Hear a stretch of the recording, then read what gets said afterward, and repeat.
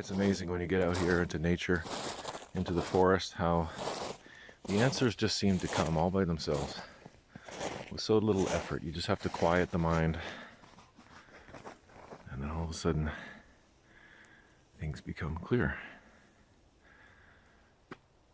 Earlier, this grand maple tree here, one of our oldest and biggest, very good producer. We can get 4 buckets on this tree, and it's productive usually all season. Beautiful tree though, just in general. Aside from what it can offer us, you know,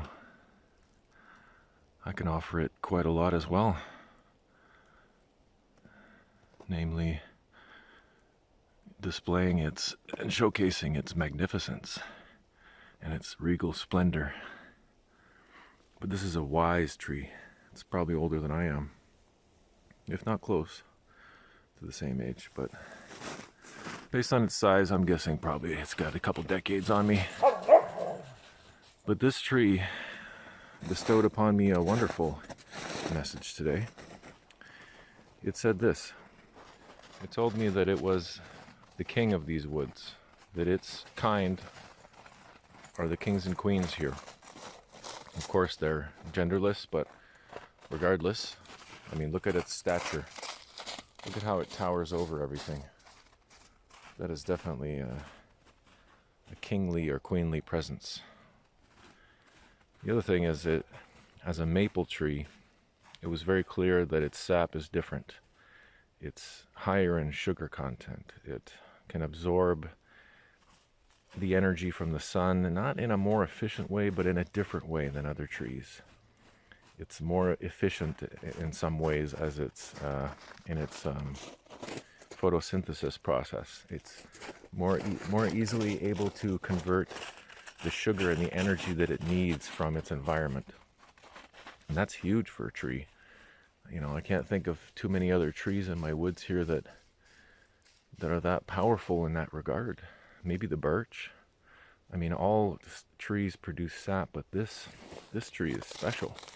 There's something very special about this. I mean, we know what it is. But as I was meditating under here, images of swirling brown, sweet liquids, you know, probably from boiling the sap so much over the years. But all these images started to bubble up, no pun intended. And there was a sweetness almost in the air. There was a certain wholesome, age-old nourishment to the vision. It was very powerful. And it's one of my favorite trees for that reason, is it communicates in a very high energy, but a slow-moving. I mean, as all trees do, their energy is very slow. So you have to sit here for quite a while usually to start to receive messages, unless you're able to tap in quickly. But for me, I still have to, you know, stand here for a few minutes. 5-10 minutes usually is enough. And then the images start to come. They're more mental images than visual, but definitely there's a communication there. And one thing is certain is trees have a fantastic sense of humor. They don't take things seriously like we do. They don't get hung up on the same things we do. They don't dwell over things or hold on to things or create unnecessary drama. This tree, along with all the others here, are in a very sacred partnership with nature and with everything else around. All the other living creatures here are working together. It's only until you get into the man-made world that things start to break apart in that sense of community. I mean, you see it in some areas of humankind where community is very strong, but in general, as a whole, it's lacking quite a lot compared to the other animals.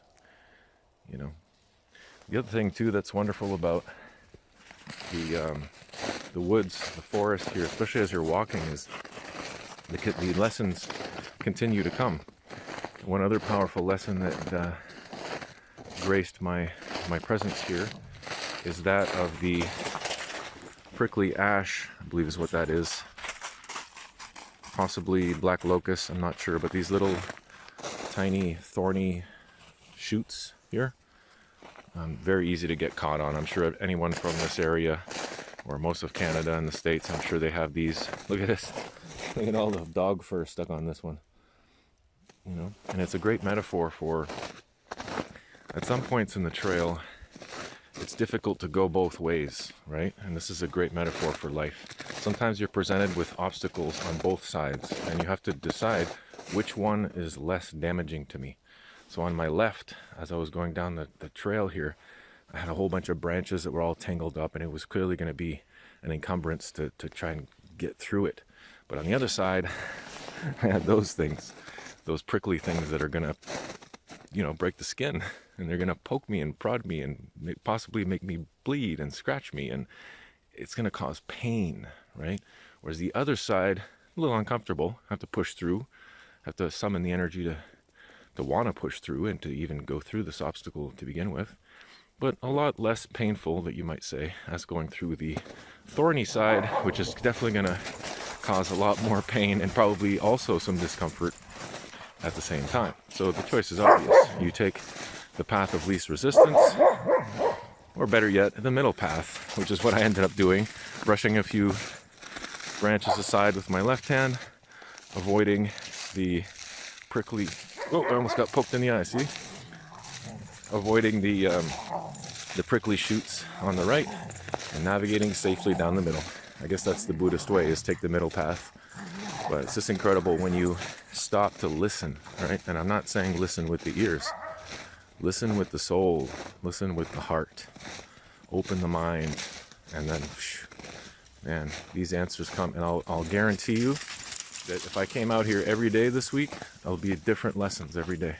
Different teachings from the forest every time I come out here. And it's incredible how available these things, how accessible these things are to us, and how little we take advantage of them.